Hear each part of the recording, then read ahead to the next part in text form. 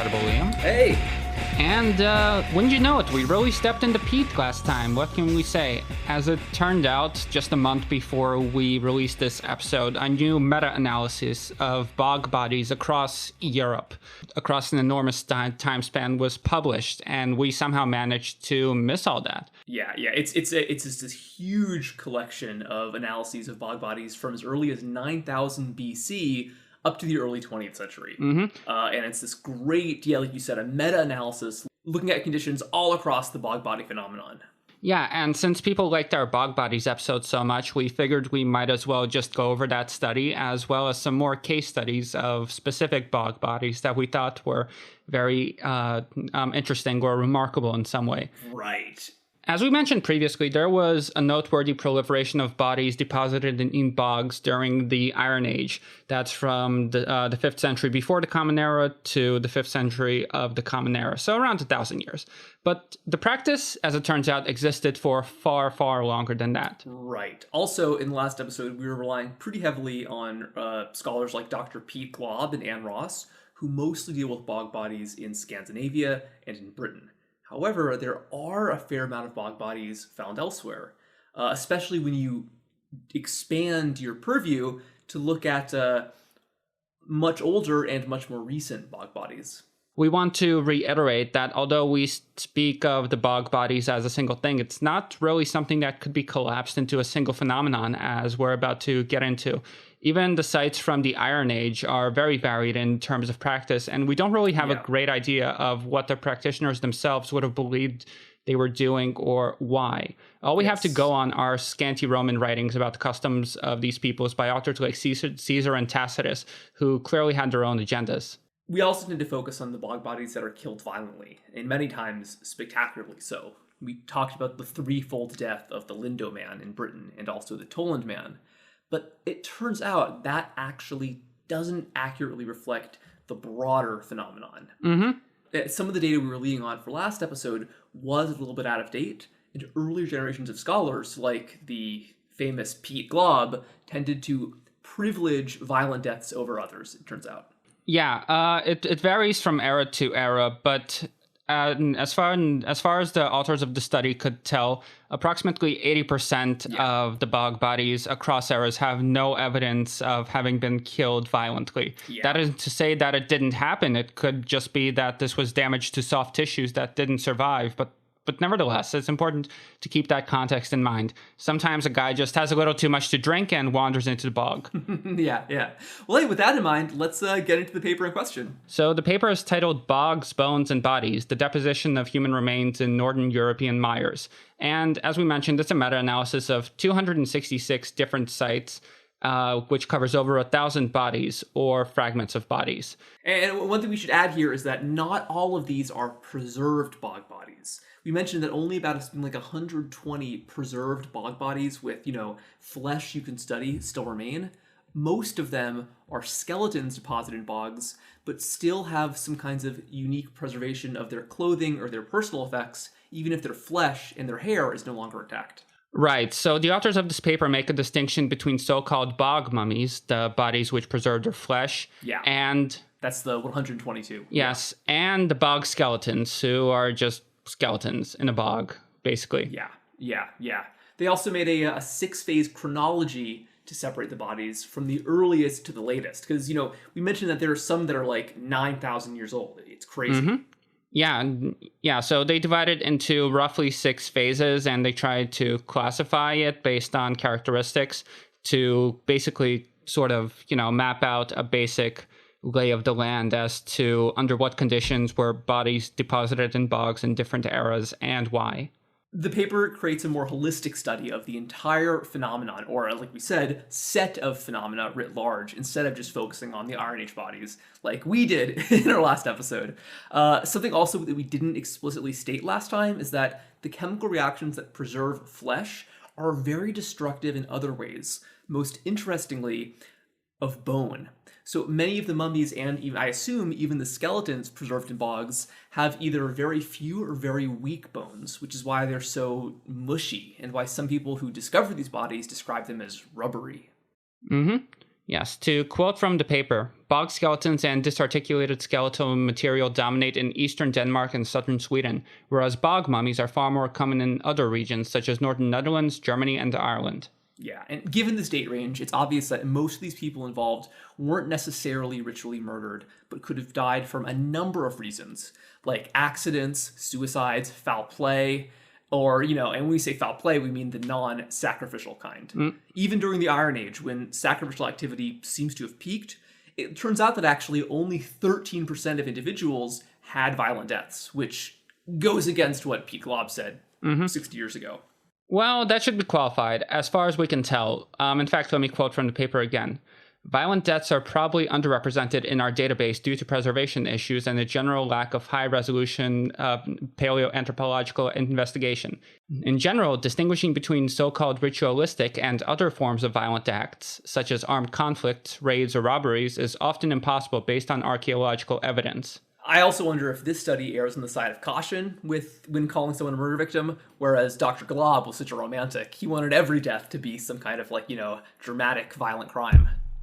Right. Yes, this paper is definitely very cautious, but... Yes, much more sober. Yeah. We also used Anne Ross in our last episode, who was also much more cavalier about making a lot of assumptions about ancient cultures than people might be today. Right, so let's get into the nitty-gritty of the paper itself. The overwhelming majority of sites were only used once, as far as we can tell. Yeah, they were not designated, body depositing zones. Of the 266 sites which were examined, 196 were used to deposit a single individual, and 14 were used to deposit multiple individuals, roughly contemporaneously. The remainder, that is 56 sites, were used repeatedly over a longer period of time. Like we mentioned, most of them are found in Ireland, the UK, parts of Germany and Denmark, as well as parts of Norway and Sweden. But interestingly, this study also mentioned some bog bodies from Finland, the Baltics, and Poland. And there are even two pretty well-preserved bog mummies from later medieval southern Germany, in the Alps, by the border with Austria. Right, yeah, all the way down there. And if you look at this paper, it's open access, by the way, so you don't need to have a library subscription to open it. Yeah, we can link it in the show notes. Yeah, there's a great map which shows the locations of all of these places. Yeah. And when you look at it, you can tell that clearly this isn't a very well filled out map, because you have a very high concentration in northern Germany and Denmark and southern Sweden. And all those places, and then a few in Poland and in Estonia and places like that. So most likely there were far more sites. There's more continuity between these zones. This is just what we've been able to find so far. And again, discoveries continue to happen, as we'll get into. Totally. And one thing to keep in mind here is that, bodies are preserved in bogs. That doesn't mean that bogs are the most likely place to contain bodies. People might have been dumping bodies in every body of water they could find. It's just that these are the ones where there's still a tale to tell today. Yes, and also another thing to keep in mind, they acknowledge that we may have a very skewed view of such practices because of changing environmental conditions, shifting where bogs would be. This happens all the time. Climbs just start to drift in one direction or another based on various data that's too complex to map. And I think in particular, the climate in Scandinavia is particularly fragile, I'd say. And whenever something like, the Little Ice Age or the early medieval warm period or the late Antique Ice Age hits, Scandinavia tends to be hit the hardest. That's where the fluctuations are particularly extreme. So like we said, this study organized every known bog body by date. And they did find that the Iron Age was, in fact, the peak of the bog body phenomenon, but they were a lot later. A lot of them were found between 1100 and 1900. So these are much more recent bog bodies. I have to wonder if that's partially just recency, if bog bodies within the last 900 years are more likely to be preserved than, bog bodies from 5,000 years before. It also might be population density. A lot more people were living in Europe and therefore able to fall in bogs for whatever reason after the 12th century. Yeah, and also the more modern ones wouldn't be as deep, so it wouldn't be as difficult to uncover them. And something really cool that you noticed, Sam, in the data was that one of the peaks of the bog body phenomenon was around 3000 BC, end of the Neolithic, beginning of the Bronze Age in Europe, or more accurately, the Copper Age, the Chalcolithic. This is interesting because this happens to correspond with the presumed introduction of Indo-European languages into Northern and Central Europe for the first time, in particular, the famous corded ware culture. Yeah, and in this period, the proportion of violent deaths is also higher than it was at any point before Phase 6, that being from 1100 to 1900 of the Common Era. So again, this is just pure speculation, but it had me wondering, could the Indo-European migrations have caused this? Was this perhaps local communities freaking out to the fact that a bunch of new guys just showed up and they're frantically trying to appease their gods to make them go away? Yeah. Or perhaps did the Indo-European invaders bring something analogous to this practice with them? Yeah, no, I think all of those both of those are very kind of probable, ideas. Either it was being done by the local peoples, the local, Neolithic farmers, or by the newcomers. And, this is a kind of rare case where it seems like genetic data wouldn't be much help because it's very hard to get DNA out of bog bodies. Mm-hmm. Yes. And just one actual final point. All of the confirmed violent deaths from Phase 2...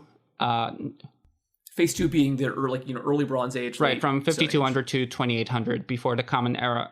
All of these were entirely clustered in Denmark. What do you think this suggests? I guess I would think that Denmark was in an especially dynamic place at this time. I know that I would expect a lot of conflict was occurring. I would guess. What do you think? Yeah, I don't really know what to make of it, honestly, because you're kind of the prehistory guy, and I'm just pouring over the data. Yeah, no, sure. Well, one thing I'll say is that there are three kind of groups that we should mention here at this time. Archaeological cultures that we know of around 2800 BC, and so, or I guess four really. Take a broader view. I guess you'd say the native inhabitants essentially of Denmark at this time were known as the funnel beaker culture. They were Neolithic farmers with an ultimate origin in Anatolia, and they were very widespread across Northern Europe.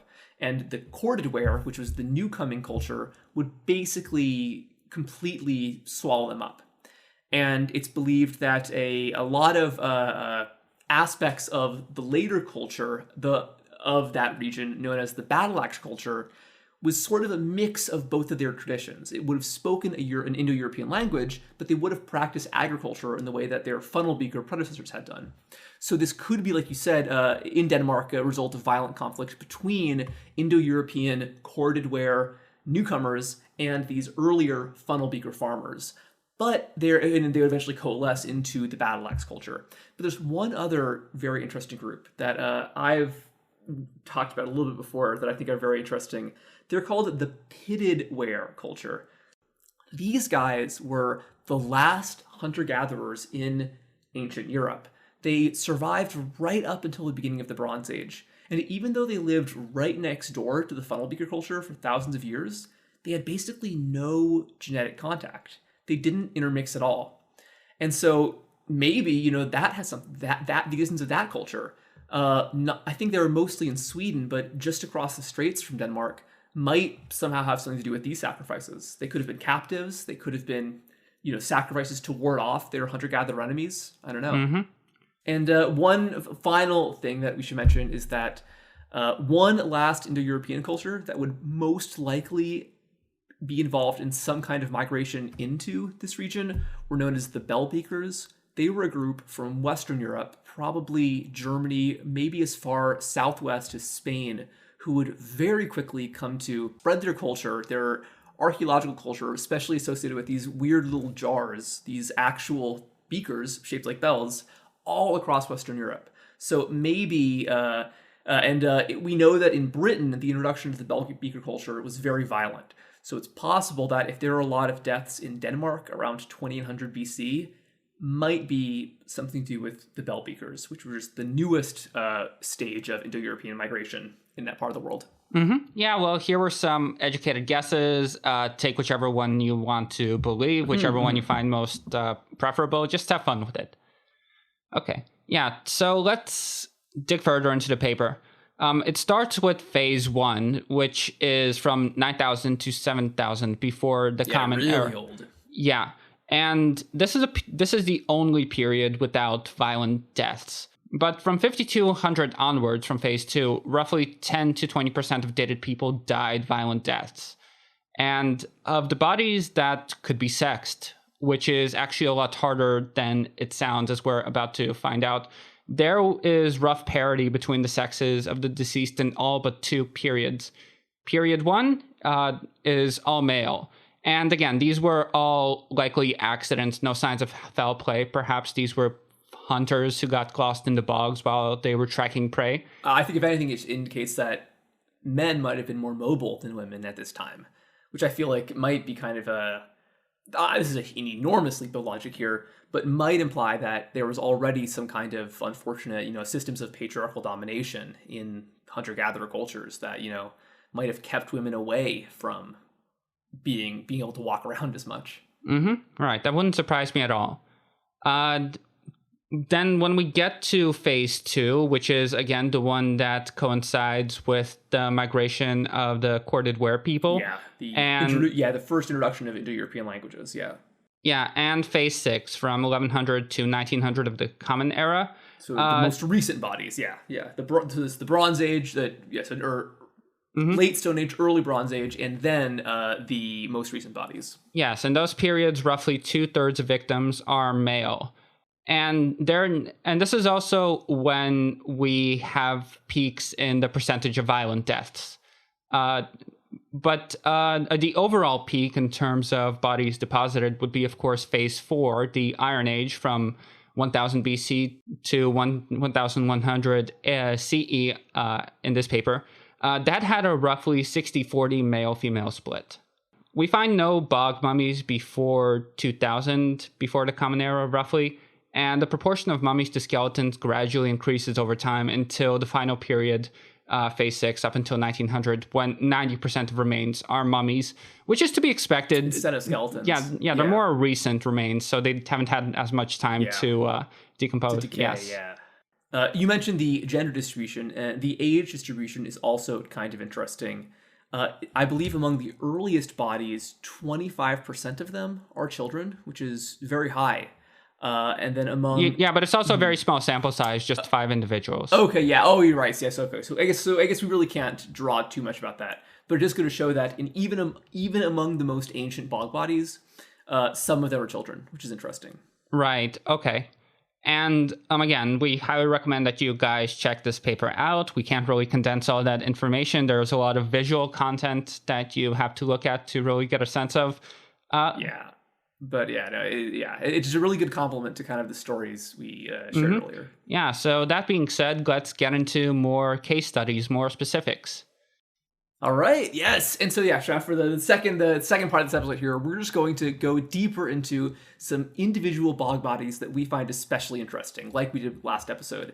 There was, just to start off, there's one that we mentioned just in passing last time, which is the oldest bog body that we know. This is the Kolbjorg man, previously misidentified as the Kolbjorg woman. Wow, the woke left is turning the bog bodies transgender.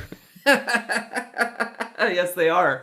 Yes, and interestingly, even though this is so old, they were able to do DNA testing on this body, and that was how they determined that they were biologically male. Yeah, again, it's difficult to really gender these things just because there's been so much facial and bone decomposition over this time. So not always the easiest thing in the world. So so it's likely that the Kelberg man belonged to the Maglemostan culture, which existed around 8,000 years before the Common Era. Yeah. Liam, do you know anything about these guys? Only a tiny bit. They are typical Western hunter-gatherers that have been found, who their skeletons have been found all across Europe. Due to subsequent waves of migration by farmers and pastoralists, there's not much of a remaining genetic impact among modern European people of these guys, but for many thousands of years, theirs was the only game in town. The most famous Western hunter-gatherer is this guy called the Cheddar Man that we've talked about in multiple episodes, found in Britain. And interestingly, when they did this genetic study on the Kolbjerg man, they found out that he was from the same haplogroup I, as the Cheddar man.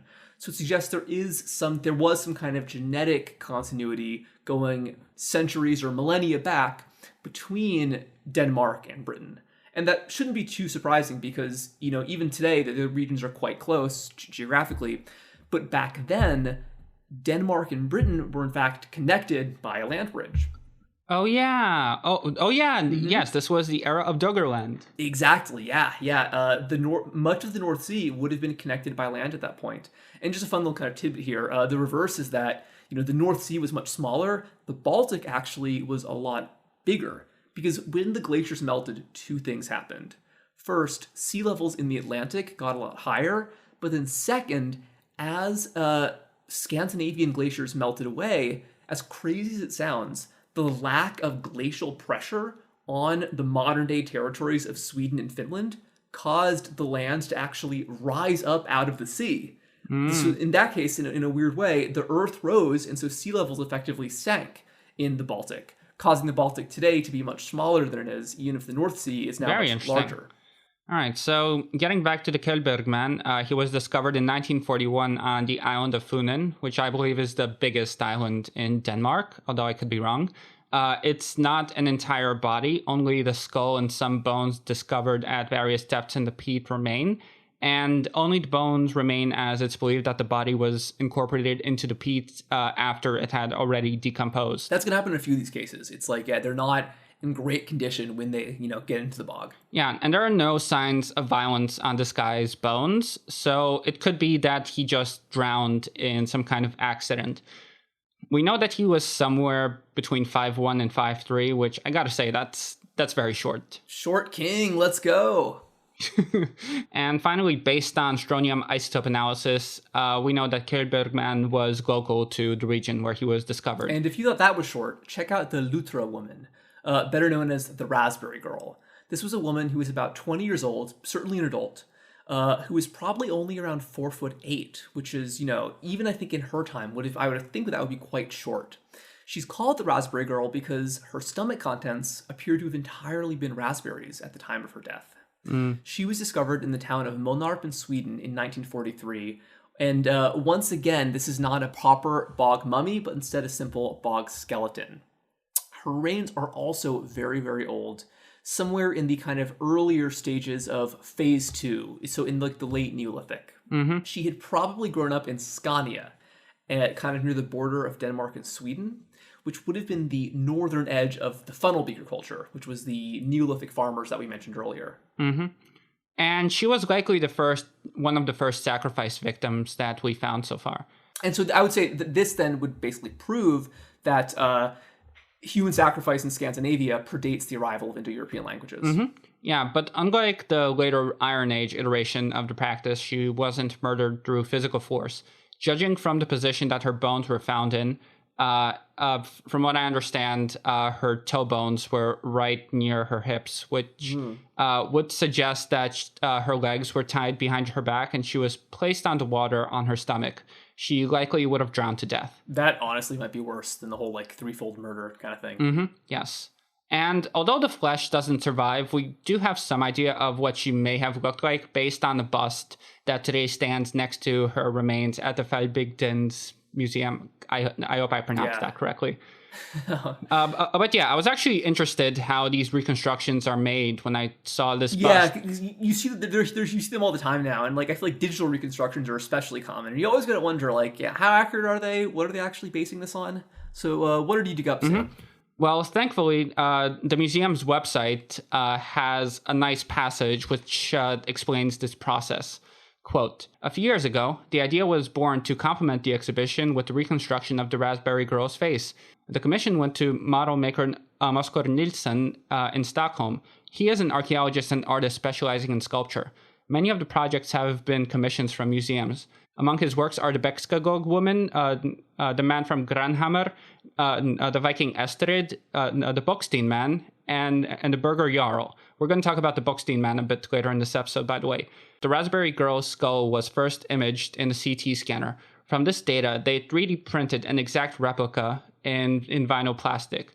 Attached to the plastic skull are some 30 pins that mark the thickness of the facial soft tissue, from bone out to skin level. The facial muscles are then modeled in clay.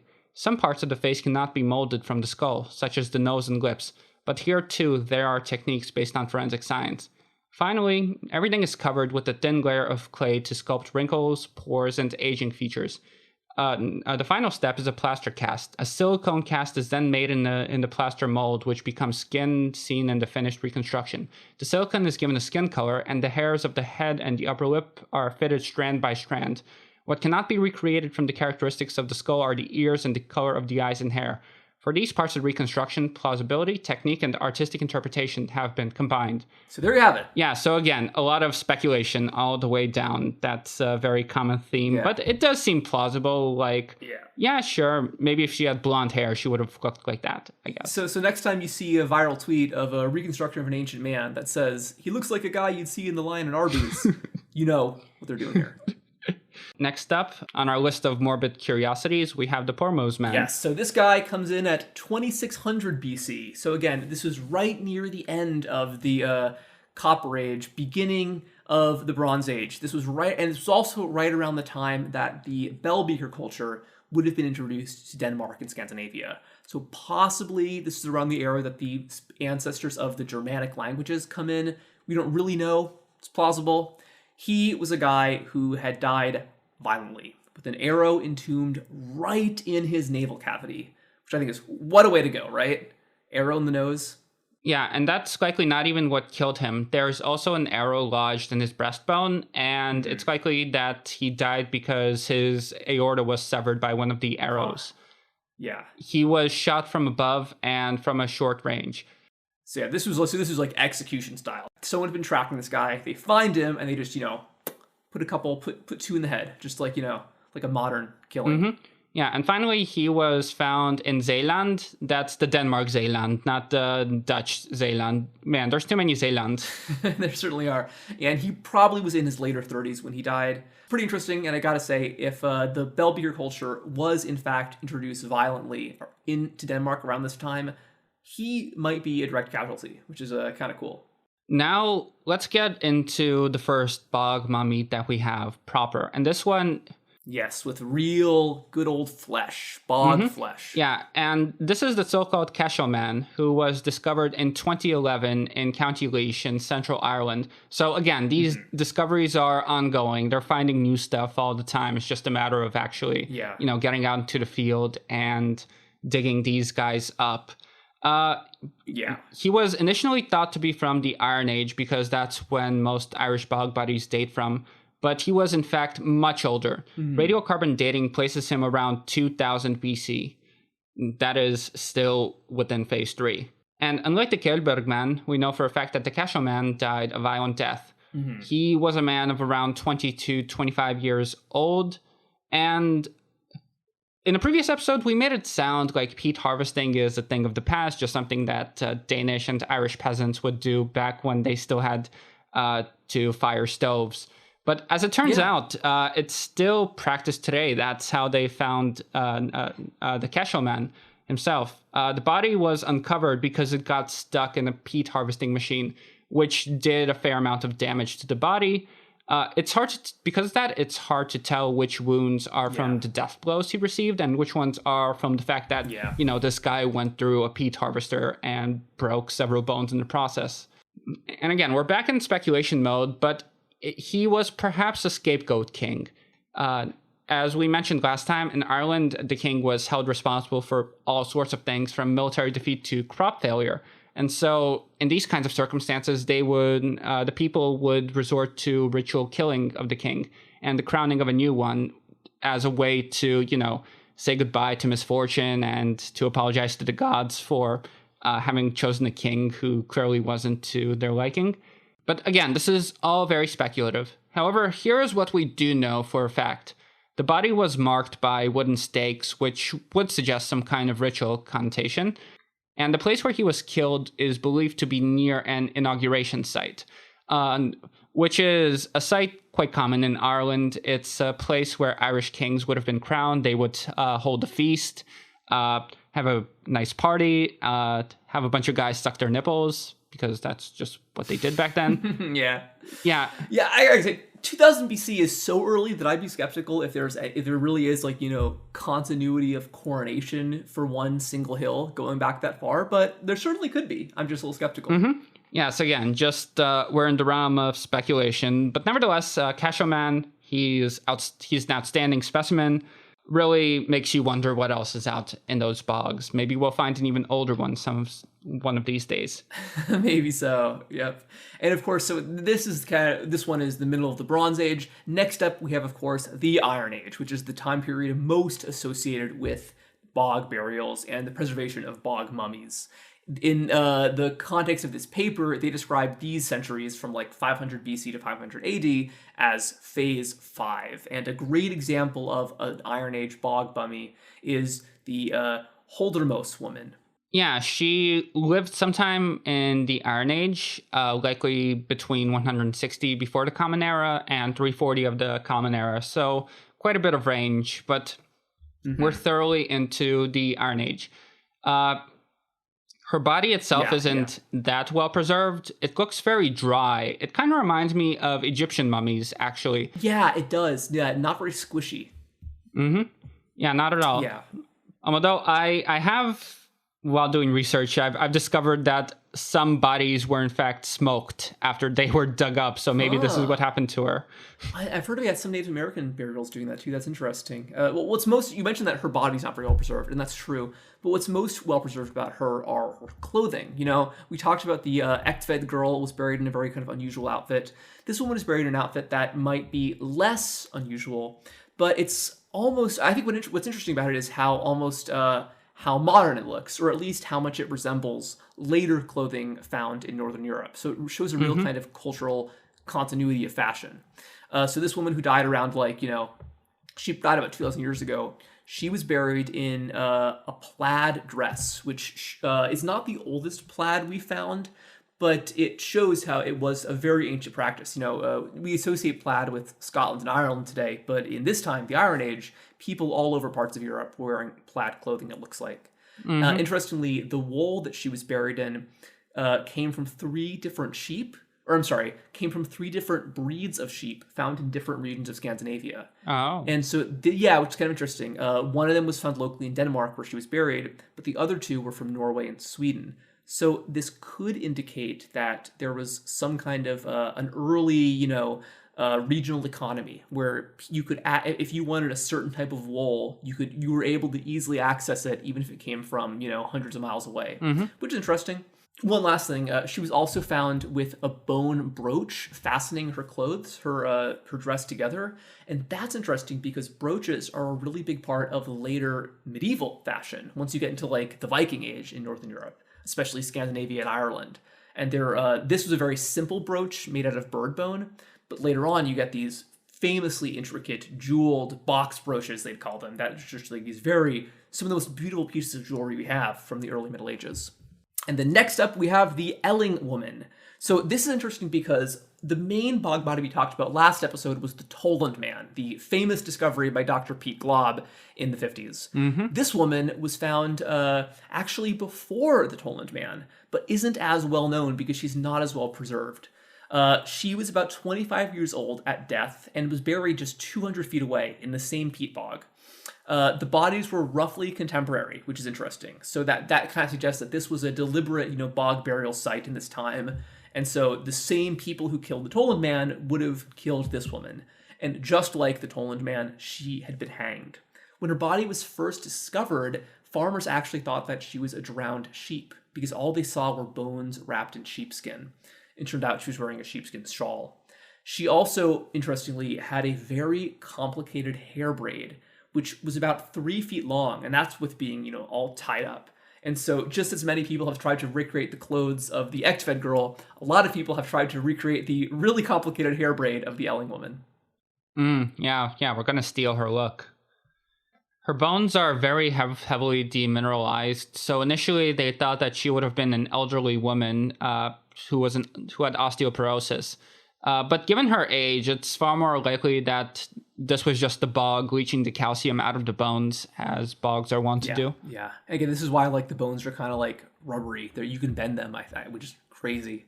And now here is my favorite that we're going to do. This is the big one. This is one that I had not known about until this episode, which is the Alken Enge bog site in Denmark. Probably the creepiest of all of them. So the Alken Enge site, it's unusual because it contains over 380 individuals who died violently during the Roman Iron Age, roughly 2,000 years ago. Yeah, it's a massacre, it looks like, or at the very least a battlefield. Yes, there are other battlefields from the end of this period, and this was a period when there was probably increased migration across the Baltics, but this is an unusually early and unusually bloody site. Right, yeah, because so most of the battlefield sites that we have from the Iron Age are from the end of the Roman Iron Age, which was like around the year 500-ish. This would have been from the beginning of the Roman Iron Age, which is really interesting. So this slaughter would have happened pretty soon after the peoples of northernmost Europe would have first come into contact directly or indirectly with the Roman Empire. And even though these areas were never part of Rome or even that close to the Roman border, their economic relations would be completely transformed with the arrival of so many high-quality Roman artifacts. Yes. So what else is strange about the site? Well, it's the fact that they're super decomposed even though they're preserved, which means, creepily enough, they had been left to rot in shallow water or open air for weeks or even months before somebody eventually shoved them into a bog. They had decomposed so heavily that their bodies had basically opened up in many cases. Ugh. Some of them have been, they've been found with sticks and stones in their rib cages, which is pretty creepy, And then eventually, after somebody got tired of the smell, somebody would have dragged these bodies individually, hundreds of them, into a lake to dispose of them. And I certainly do not envy whatever poor Iron Age farmer would have done that. It's a living. And in addition to that, it seems that all of the clothing and personal belongings of the deceased were looted, either by the people who killed them or by scavengers who passed by later. What was left were broken weapons, which were probably ignored by scavengers because they had already rusted beyond usefulness. Yeah, because in the era before stainless steel, if you kill somebody and leave their body in shallow water, that sword is not going to be a sword much longer. Yeah, absolutely not. And we know that this was a battle site, not a massacre site, because it seems that almost everyone who died here was a young man in his 20s or 30s.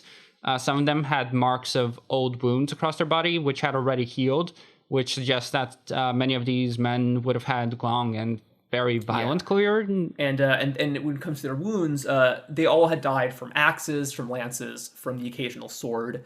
But interestingly, there are some post-mortem wounds too. There are bone marks where passing wolves would have gnawed on their bones in the weeks after they died, but before they were dragged into the bog. And most interestingly, a few of them have spinal fractures, which were probably made by a bear.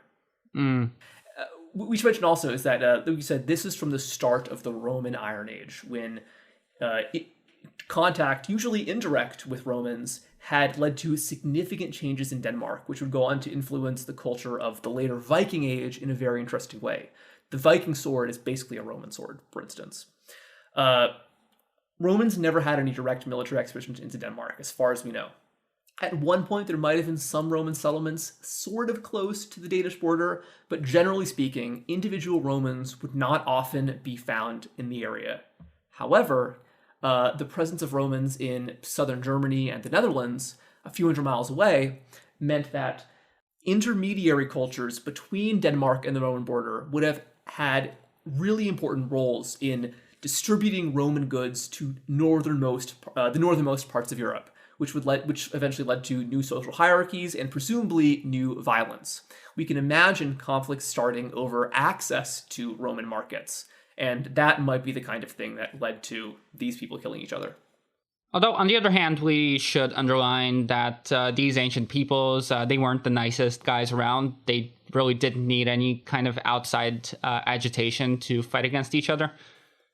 Oh, yes. Yeah, because there's the famous Tolenza Valley battlefield, which is like 1,000 years before this, during the Bronze Age, in like not too far away in northern Germany, where something like 1,000 people were killed and just left to rot. So yeah, you're right. It was certainly a pretty violent time. Yeah, next up we have the Osterby head, which, as name suggests, we only have the head, but what a head it is. So before we get into it, let's just talk about the basic details. It's likely dated from sometime between 75 to 140 of the Common Era. This was a man of around 50 to 60 years old, so no spring chicken by any means of the imagination. His body was not found, but his head has a very, very distinctive look. The man's hair and scalp survive. His hair is tied in what is called a Swabian knot. What's crazy about this is that Tacitus actually wrote about this in chapter 38 of Germania. The special characteristic of this people is that they comb their hair back over the side of their head and tie it in a knot behind. This marks off the Swabi from other Germans and the freeborn Swabi from their slaves. The practice does exist among other peoples, either because of some kinship with the Swabi or through imitation, but it is rare and confined to the period of youth. Among the Swabi, the hair is twisted back so that it bristles, even when it is turned gray, and is often knotted behind on the very crown of the head. It is not for lovemaking or to inspire passion that they adorn themselves, but for the eyes of their enemies. Dressing their hair when about to go to war adds considerably to their height and makes them appear more terrifying. Yeah, that makes sense. So if you have like a bunch of hair sticking up from the back of your head, you're suddenly, this big tough guy. Yeah. Obviously, that's how it works. Yeah, but it's very funny. And not only does Tacitus mention it, but we have evidence of art of the Swabian knot too. So archaeologists were incredibly excited to find a real one. Mm-hmm. We've actually found more than one. Oh, really? Yeah. There's also the Detgen man of Holstein, who is from around the same period. Although, whereas the Osterby man, he has his knot on the side of his head towards the front by the temple. And the Detgen braid is in the back of the head, as Tacitus describes it. Yeah. And like many of the bog bodies, this guy's hair was bright red, which probably wasn't actually the color it was in life. What's funny about the whole, bog preservation phenomenon is that the different chemicals in the peat leach into hair and cause it to take on different colors depending on the specific chemical composition of the bog. So sometimes someone with lighter hair, such as potentially the Elling woman, would get darker and become brown, and then in this case, a guy who who might have had darker hair turns red. It's very funny. There's a lot of cases of this. We should mention one other very famous red-haired bog body is one of the most famous is the Graubala man, which was another big Iron Age discovery by our friend Dr. Pete Glob. This one is especially well preserved, particularly the hands, but the face has been a lot more distorted. It's kind of creepy looking, If you look up the oh yeah, it's all twisted. Yeah, if you look up the Graubala man, it looks like a mummy. It's kind of horrifying, honestly, in ways that not all bog bodies are. We know from his musculature that just like the Toland man, he had a life free from hard labor. He wasn't a peasant, he wasn't a slave, probably wasn't a warrior. He also, though, had teeth which and even jaws which were somewhat underdeveloped. Particularly, they seem to have had a childhood calcium deficiency, which means he might have had a harder life as a young child, but then, times got easier as he got older. I don't know if it was, environmental conditions led to nicer harvests, or if he had been, poor and then he became rich, but it indicates that he had a pretty dynamic life. And then... that is right until the moment when he died around the age of 30. Right, yes. He had his throat cut. This is a much less elaborate murder than some of them, but it's still, it's pretty bad. Thanks to his round face, his snub nose, and of course his famous wavy red hair, when he was first dug up, some locals in the town of Graubala were convinced they recognized him. They said, No, Dr. Glob. That is not an ancient sacrifice. That is a guy named Red Christian, who disappeared in the 30s, and everyone assumed must have fallen into a bog. Glob wasn't convinced, especially because something like this guy's snub nose might not actually be a reflection of how he actually looked, but simply a result of conditions in the bog, slowly, the pressure distorting his face after thousands of years, right? But it led to a big hubbub at the time. Last episode, we mentioned how Irish Nobel laureate Seamus Heaney wrote a lovely painting about the Toland Man. He also wrote a poem about the Grauballe Man. But we're not going to read that. Instead, we're going to read another poem, which I think is a lot more fun, about the Grauballe Man. This is a poem published in a local Danish newspaper mocking Dr. Glob for finding a body, declaring it to be ancient, when everybody knew it was so obviously just this local farmer. They still remember him well in the parish, but how famous he's now become. Yet we have to admit his age has been considerably overdone. Yes, Glob must have made a big mistake when he made his diagnosis, and now the folk who know what's next want to speak out and tell what they know. There's monkey business somewhere. Glob must admit it so. I'm sure it sounds better in the original Danish.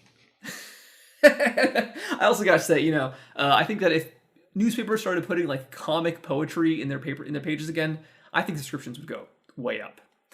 But lo and behold, later chemical analysis proved that this body was not in fact the poor farmer Red Christian, but was an ancient man from the Iron Age. Dr. Glob was correct. The hair, it turns out, was actually, as we said, not necessarily reflective of how he actually looked. So he probably didn't really look like that farmer in life. This bog body is interesting because by the time this one was discovered, people knew that once you take a bog body out of the bog, it's going to very rapidly decompose. So Dr. Glob and his colleagues worked really fast to preserve it for later study. And they made a pretty radical decision using the best means they had in the 50s. And that was to tan the entire corpse with chemicals, which means that you can see the Grauballe Man today, but he is now technically a piece of leather. Well, yeah, sucks to be him, I guess. Yeah. Yes.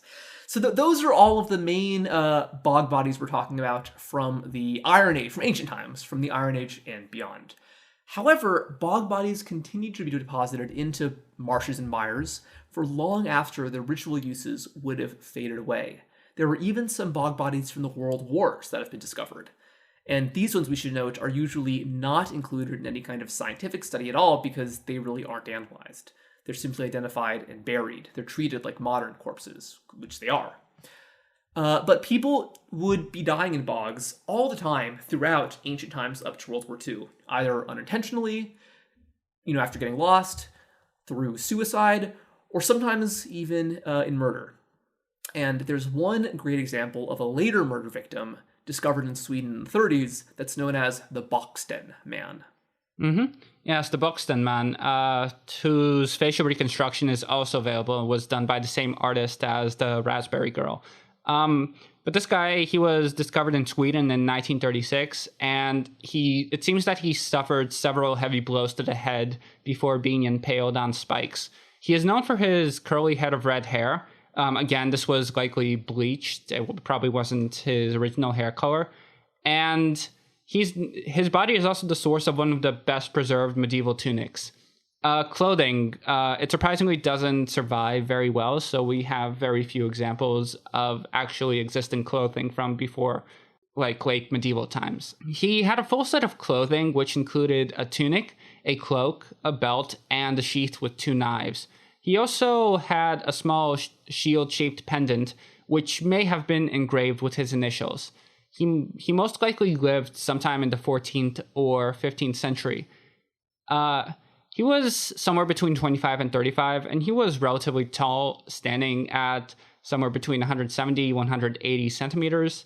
And he clearly was not poor. He was decked out. Like, you got to look at this reconstruction of him. He basically looks like a hobbit. I agree. Yeah, he's dressed like Frodo. Yeah, like a nice cloak, a warm tunic, some pretty good boots. Mm-hmm. And that's why it's somewhat unusual that whoever killed him didn't loot his nice clothes. I have a theory about this, though, but I think there's a good reason why you might not want to do that. Well, I would guess that if there's someone that you don't like, and then you kill them, and the next day everyone in town sees you wearing their clothes, they're probably going to put 2 and 2 together.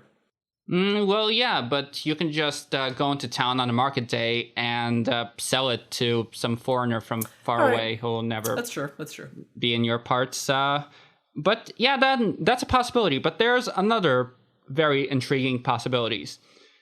Based on the initials inscribed on the pendant, some believe that this may be the body of a man named Simon Gudmundi, who was the dean of Linkoping, who died in 1491. The fact that the body wasn't looted may suggest that this was a targeted assassination, perhaps done by a rival who wished to take his post.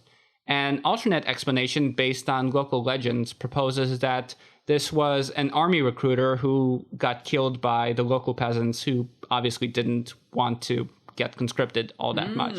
That's very intriguing, both of those, yeah. Yeah, so we have a great modern day murder mystery. Maybe one of you guys can solve the mystery of the Buxton man. Russ, yes. Yes, but finally, not to end on too grim a note, we're going to talk about the goodest boy found in any bog, which would be the Burlaga bog dog. The Burlaga bog dog. Try saying that 3 times quickly. Yes. From Germany, from Lower Saxony, yeah. And it's really remarkable because this is a dog whose fur has just been perfectly and I'd say really quite beautifully preserved. And just like a lot of the human hair that we've seen, the fur has taken on this bright golden color after, many centuries in the bog. Although maybe not as many centuries as some of them. Right, because when the body was initially unearthed, it was thought to be from the Bronze Age, because there are other examples of bog dogs that are very old from the Bronze and Iron Age. But more modern analysis has dated the dog to the mid-16th century, give or take 60 years. Yeah, so this guy, he was likely some peasant's dog who got lost on his journeys and sunk in the bog. But we will remember him forever thanks to his beautiful fur. Absolutely, yeah. Yeah. And we've talked about the most common places where bog bodies are found in the British Isles and Scandinavia, but as we mentioned, the range of these bodies was in fact much larger. In fact, there have even been bog bodies found in Poland. Right, yeah. And Estonia too, both on the other side of the Baltic. Yeah, but in Poland in particular, 2 out of 3 bog bodies that were uncovered were found during Nazi occupation. As we mentioned last time, the Nazis had a very strong interest, albeit a negative interest, in bog bodies. Although we might have spoken too hastily, this was by no means a universal reaction. Some people hated the bog body stuff. And here's what the big guy himself had to say about it, Adolf Hitler. Why do we call the whole world's attention to the fact that we have no past? It's bad enough that the Romans were erecting great buildings when our forefathers were still living in mud huts. Now Himmler is starting to dig up these villages of mud huts and enthusing over every potsherd and stone axe we find. All we prove by this is that we were still throwing stone hatchets and crouching around open fires when Greece and Rome had already reached the highest stages of culture. We should really do our best to keep quiet about the past. Instead, Hitler makes a great fuss about it. The present-day Romans must be having a great laugh at these revelations. Yeah, and this is quoted in Hitler's Table Talks, supposedly from a conversation between Hitler and Speer. But just a caveat here, there's been some more recent scholarship which suggests that the Hitler Table Talks book might not be entirely genuine. That possibly some additional anecdotes well, I'm going to believe it because I like believing it because that means that if you like bog bodies, you are fighting Hitler. Because I think it's good to keep in mind that, in that nationalist framework, the nationalist is horrified to see that the culture he sees as his own, this ancient culture which he sees as his own forebearers, was not as, supposedly great as other cultures of other people's forebearers. But I think that if you put any kind of nationalist baggage aside, then you recognize that all cultures, no matter what level of development they might have had, can be incredibly interesting and are worthy of so much study. And why I find the bog bodies so interesting is because they are from cultures who didn't leave behind any kind of written evidence. because they didn't give us their words to speak by, we have to go off their faces. And I think that's a really unique situation in archaeology. Yeah, and although we don't have any writings from these people, we nevertheless have some idea of who they were and how they lived. At the very least, we know where they grew up. We know that they were, many of them were many of them were deeply tied into these very intricate trade networks. One thing that I forgot to mention was that one thing that you see with the Roman Iron Age that Dr. Gladio uncovered is that there were Roman-style mosaics being built in Scandinavia, which is interesting. Oh, really? Maybe, and again, Scandinavia was not close at all to the Roman border, but this technology was able to spread quite far, far beyond the borders, the Roman frontier. It's possible that, some Scandinavian people might have learned how to make these mosaics in Rome as slaves or as soldiers and then went back home.